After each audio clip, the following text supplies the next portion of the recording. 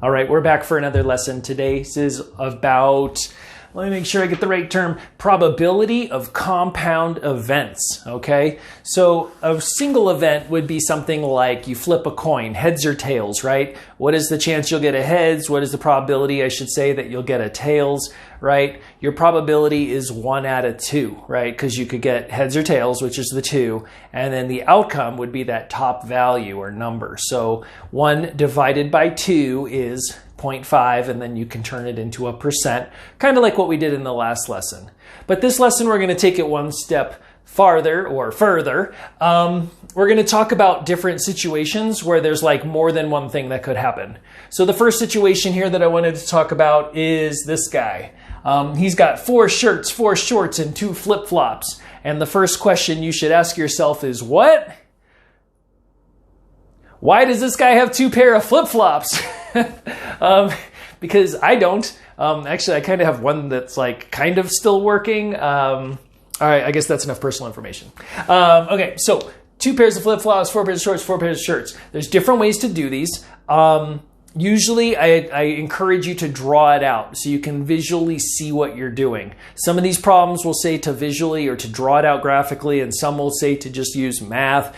Either way is going to work, but these problems say use any method to find the total number of outcomes. All right, so let's use any method. If I have 4 shirts, you know, I could draw the shirts, and I'm not that good of an artist, so I'm just going to do, you know, I have SSSS, right? So that would be the shirts. Here, I'll do that like my little blue box, and then I got my red things that could happen. I got 4 pairs of shorts. So first I pick my shirt. Then I'm like, dude, I got to get some shorts for this outfit. And I got 4 pairs that I can pick from. So I have 1, 2, 3, 4 based on that color shirt that I pick. Okay. Then I'll just do this in black. Then I have 2 pairs of flip-flops that I can pick as well. So off of that first choice, right, I picked my green shirt because that's a cool color. And then I picked my red pair of shorts because green and red looks like, you know, the holidays, I guess. I could look like an elf. And then I have my choice here of, I guess I could almost just draw it like 2 more little V's, a little V here. I got my flip-flop A and flip-flop B, okay? So I have another choice. So the quickest way, I guess, would be to write all these out. Again, spread out your work. So I have this one, you know, I have my first shirt, and then I pick a green pair of shorts, red pair of shorts, and then I pick flip-flop A or B. And then I do the same thing here and here and here. So I have 1, 2, 3, 4, 5, 6, okay? Okay, so the total number of outcomes with this first guy is going to be 2, 4, 6, 8 outcomes.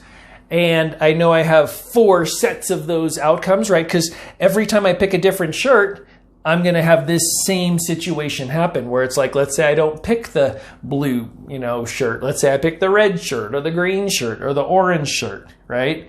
Then I have to make more choices. So for some people, it's very nice to visually draw out your options because you have 4 shirts, then you have 4 shorts, then you have 2 flip-flops, and this thing will just get like smaller and smaller and smaller and smaller. And then once you have, I always say, once you have 1 of these, and you know all the total outcomes for 1 set, then just multiply it by how many sets you have here. So I have 4 total sets.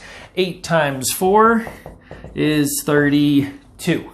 32 possible outcomes. What would be the chances of me getting, like, let's say this is a blue shirt, red shorts, and flip-flop A? That would be 1 situation out of all of them. So if I had to figure out the probability that way, I could also say it, well, it's 1 chance out of the 32 possibilities.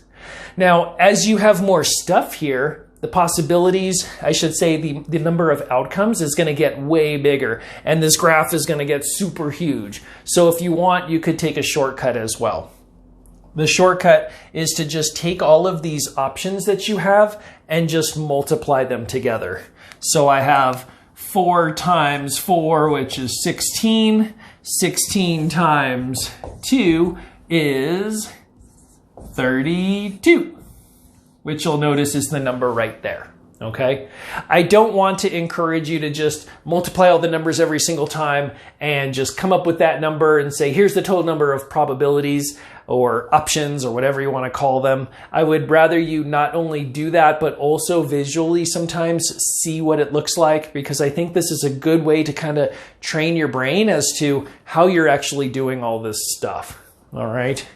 Okay. So that's how we do this. Now I have some other situations here. Some of them are tied to the homework. Some of them aren't. They're very similar. I didn't want to do exactly all your work for you because as nice as I am, I figured I'll give you guys a little bit of a challenge, a little bit of work you got to do. So I have this one here, this one here, this one here that I'm going to go through now. As always, I encourage you to pause the video, maybe try these and see what you get. The directions are the same for all three to find the total amount of outcomes that could happen. Okay, so let me erase this and I'll get started. Like I said, if you try these on your own and you make a mistake, who cares, right? Try it, see what you get, and then let's talk about it. I think you're going to learn a lot more that way than if you just watch me do all this stuff. Okay, the first one is I got a penny and a quarter. Flipping them at the same time, what is the probability of what could happen? How many different outcomes could there be? All right, well, I have the penny. Heads or tails. And I got the quarter.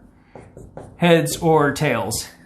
So I guess I could even draw it like that, right? Those are like my two options, okay? So I have my penny, heads or tails, quarter, heads or tails. Now you could argue, yeah, but every once in a while, Josh, it's gonna like flip and then land right on its side. Those are things that like never happen, okay? We're gonna go with general probabilities, okay? We'll assume that there's nothing crazy happening here. So we have heads or tails and heads or tails. So what is the total number of outcomes we could get? Well, I guess I could even write it this way. I have all of this stuff that I could move on right behind this guy, okay? Because I could flip the penny and get a heads, and then I flip the quarter, and then I get heads or tails. And then I move over here, and same thing. So I have the penny that I flip first, then I move on to my quarter. Sorry, that's kind of messy. And then I could get a heads or tails on that, okay? So the total number of outcomes could be that, right? I have 4 different outcomes. I could get heads, heads, heads, tails. I could get tails, heads, tails, tails, okay? And you could argue, well, yeah, but what about this? What about that? You know, do I have to count this one before this one? Isn't heads and tails the same thing as tails and heads? It is and it isn't. It depends on if there's like a sequence in how you're flipping these coins. In the homework, it just says a coin is tossed and this is what happens, okay? So this is how we would write that one out. All right, moving on to the next one. We got cats here, okay? And let's take a look at this situation. We got male and female cats. So I got male and female. And then I got cats with blue, green, brown, and black eyes. Okay, so the male can have how many different types of eye color? I got blue, green, brown, and black. And then I have the female cats. I have blue, green, brown, and black. Okay, so I could just, blue, green, brown, and black. And I could do the same thing here, blue, green, brown, and black, okay? Now, how many total outcomes do I have? I don't know, let's count them. 1, 2, 3, 4, 5, 6, 7, 8. I have 8 total outcomes, okay? Now, could I just look at the problem over here and say, well, I have male and female cats. I have blue, green, brown, and black different outcomes for their eye color. So couldn't I just say, well, the male cats, there's 4. The female cats, there's 4. 4 plus 4 is 8. Or 4 times 2 different situations here. 4 times 2 is 8. Yes. And that's why the book is saying use any method that you want. If you want to multiply, that's fine. If you want to draw it out, that's fine. If you want to just add up the fact that you have 4 males and 4 female situations, 4 plus 4 is 8, any of those are going to work, okay? And that's what I want you to do on the homework. All right, let's move on to the next one here. What are we doing with this time? Oh, true and false. Okay, we could do that. And while I'm finishing erasing this, I'll tell you guys what happened last night. So last night I was taking out the trash, and the craziest thing happened. I was attacked by the numbers 1, 3, 5, 7, 9, and all I knew was that the odds were against me. Okay, moving right along. I know, it's math, you guys. We got to keep this somewhat interesting, right? You guys are sitting at home, eating some nachos, watching me do some of this math, and we got to find a way to just kind of keep this going in a way that's exciting, at least to some people. Okay, anyways, moving right along. I got 4 true and false questions on a test. So I have question 1, question 2, question 3, question 4. All right. On the first guy here, I could get a true or a false.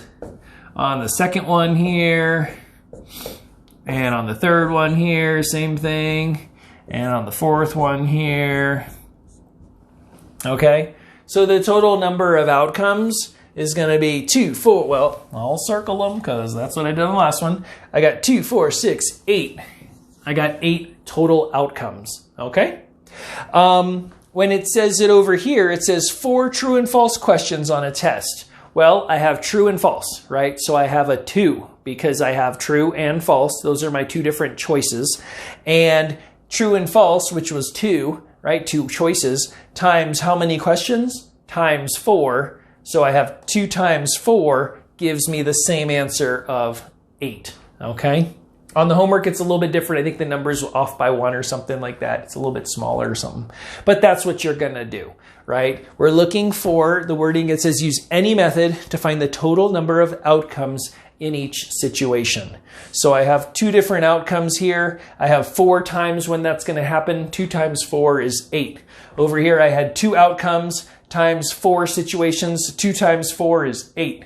This one, I flip a penny and I flip a quarter. I have 2 for the penny, 2 for the quarter. 2 plus 2 is 4. Or you could even say 2 times 2 is 4. Okay? All right. So that's this lesson. I hope I didn't go too fast, but I think this is something you've seen before. And so I just wanted to make sure that I gave you a little bit of a review. The homework is the same thing. It's, take your time with it. Use the method that you choose, but try to show some work just so I understand where you're coming from. Ask questions. Send me a message. Let me know if you have some more jokes. I will be in touch. Great job on all this stuff. Thanks for watching.